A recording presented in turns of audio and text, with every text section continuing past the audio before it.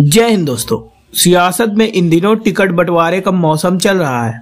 उत्तर प्रदेश की बात करें तो बीजेपी, समाजवादी पार्टी और कांग्रेस के बाद बीएसपी ने भी 25 उम्मीदवारों की घोषणा कर दी है। पहले चरण के लिए बुधवार को नामांकन का अंतिम दिन है, लेकिन जैसे ही मायावती ने प्रत्याशियों की घोषणा की तो उनके मुस्लिम उम्मीदवारों को लेकर खूब चर्चा हुई। राजनीति के जानकार कहने लगे कि मायावती ने समाजवादी पार्टी और कांग्रेस का खेल खराब करने की तैयारी कर ली। लेकिन जब मैंने बीएसपी के इन 25 उम्मीदवारों के बारे में पड़ताल की तो मामला कुछ और ही दिखाई देने लगा। मायावती के ये प्रत्याशी ऐसे हैं जो 2024 के चुनाव में दो धारी साबित हो सकते हैं। यानी मायावती कहीं इंडिया गठबंधन को नुकसान हो सकता है तो कहीं एनडीए को नुकसान पहुंचाती नजर आ रही हैं। बीएसपी ने अभी तक 25 उम्मीदवारों के नाम की घोषणा की है। पहले लिस्ट में 16 उम्मीदवार थे, जिनमें से 7 मुस्लिम थे। बीएसपी की ये लिस्ट खूब सुर्खियों में रही थी, लेकिन 24 घंटे के भीतर ही बीएसपी ने 9 और प्रत्याशियों की घोषणा कर दी। खास बात यह थी कि इन 9 प्रत्याशियों में कोई भी मुस्लिम नहीं था। सुरक्षित सीटों को छोड़ दिया जाए तो बाकी प्रत्याशियों में कोई ब्राह्मण, कोई राजपूत और कोई जैन है। बीएसपी ने अभी तक 25 सीटों के लिए प्रत्याशी घोषित किए, जिनमें से 4 ब्राह्मण हैं। आपको याद होगा कि एक वक्त बीएसपी ने नारा दिया था, पंडित शंख बजाएगा हाथी बढ़ता जाएगा। आज इस नारे को फिर कहते ही मायावती ने जिंदा कर दिया।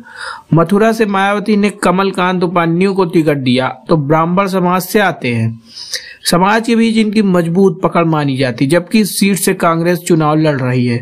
मेरठ में मायावती ने देवव्रत त्यागी को उतारा है। यहाँ पहली बार कोई त्यागी नेता किसी बड़ी पार्टी के सिंबल पर चुनाव लड़ रहा है। पिछले दिनों त्यागी समाज के वोटर बीजेपी से नाराज भी दिखे थे, यानी इसे भुनाने की कोशिश हो रही है। इसी तरह बीएसपी ने फतेहपुर से सीकरी से रामनिवास शर्मा को प्रत्याशी बनाया है। ये भी ब्राह्मण समाज से आते हैं। इस सीट पर ब्राह्मण वोटर बड़ी ताकत पर है। कानपुर देहात यानी अकबरपुर लोकसभा सीट से मायावती ने राजेश द्विवेदी को टिकट दिया है। ये भी ब्राह्मण समाज से हैं। इस इलाके में ब्राह्मण मतदाताओं की संख्या अच्छी खासी है। सूत्रों की माने तो बीएसपी अभी कई और सीटों पर ब्राह्मण कैंडिडेट उतारने की तैयारी कर रही है। अयोध्या में सच्चिदानंद पांडे के नाम पर लगभग सहमति बन चुकी है, जबकि उन्नाव से अशोक पांडे को उतारा जा सकता है। वरिष्ठ पत्रकार हेमंत तिवारी बताते हैं कि इस बार बीएसपी के उम्मीदवारों के नाम बहुत चौंकाने वाले दिख रहे हैं। कहीं ब्राह्मण कैंडिडेट तो कहीं राजपूत कैंडिडेट। दरअसल आमतौर पर ब्राह्मण समाज के वोटरों को बीजेपी का सपोर्टर माना जाता है, लेकिन जब उसके ही समाज के कोई प्रत्याशी किसी पार्टी के सिंबल पर चुनाव लड़ता है तो बड़ी संख्या में वोटर उसके साथ जुड़ते हैं। बहुत से लोगों के मन में सवाल होगा कि और मायावती और अखिलेश अगर पर्दे के पीछे मिलकर काम कर रहे हैं तो चुनाव में एक साथ क्यों नहीं आ जाते हैं? 2019 की तरह गठबंधन क्यों नहीं कर लेते? दरअसल इसके पीछे की एक बड़ी वजह हो सकती है। ये वजह जानकारी के महीने में खुद मायावती ने बताई थी। गठबंधन के सवाल पर मायावती ने कहा था, सपा के वोट उनकी पार्टी के प्रत्याशियों को शिफ्ट नहीं होते हैं। मायावती ने कहा था, गठबंधन का चुनाव लड़ने पर बसपा का पूरा वोट चला जाता है, लेकिन उनका अपना वोट बेस बसपा को ट्रांसफर नहीं होता। खास तौर पर क्लास का वोट बसपा को ट्रांसफर नहीं हो पाता है। ये बात बिल्कुल सही नजर है।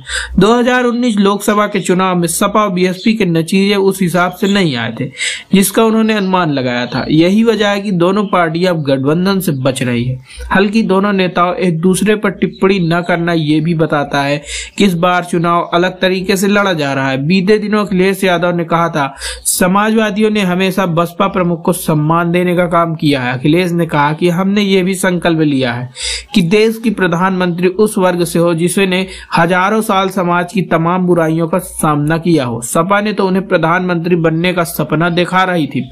ऐसा कई मौके पर जब पत्रकार ने अखिलेश यादव से मायावती को लेकर सवाल किया, लेकिन कभी भी उन्होंने तीखे शब्दों का इस्तेमाल नहीं किया। अब मैं बीएसपी के कुछ और प्रत्याशियों के बारे में आपको बताता हूं जो पश्चिमी यूपी की राजनीति में चर्चा का विषय बने हुए हैं। मुरादाबाद से बीएसपी ने इरफान सैफी को उतारा है, जबकि सपा के पूर्व विधायक नीरज मौर्य को उतार चुकी है। यानी दोनों पार्टियां अलग अलग समुदाय के प्रत्याशी उतारे हैं। कन्नौज से अखिलेश यादव ने चुनाव लड़ने की चर्चा है। यहाँ से बीएसपी ने मुस्लिम प्रत्याशी उतारा। ये भी अपने आप में एक अलग संकेत देता है। इसी तरह पीलीभीत से जो वरुण गांधी की सीट है, यहाँ से सपा ने भागवत शरण रंगवार को प्रत्याशी बनाया और बीएसपी ने मुस्लिम समाज के अनीस अहमद खान को प्रत्याशी बनाया। यानी जिन सीटों पर बसपा ने मुस्लिम प्रत्याशी उतारे, उनमें अधिकतर सीटों पर सपा ने गैर मुस्लिम टिकट को दिया है। हालांकि कांग्रेस